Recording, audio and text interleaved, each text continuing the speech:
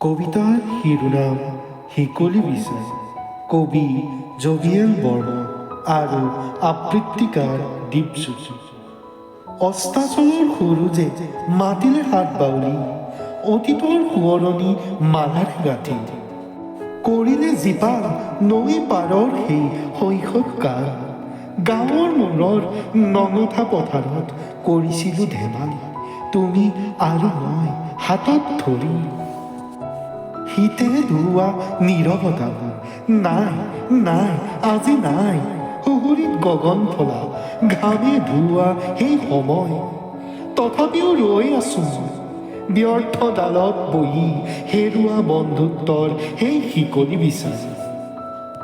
গাঁৱৰ মূৰৰ পকা ধাননিৰ মাজত শুনিছো মাথো বিষাদৰ নিজান ভাজত, জ্বলি ৰোৱা মৰিশালীৰ নীৰৱতা।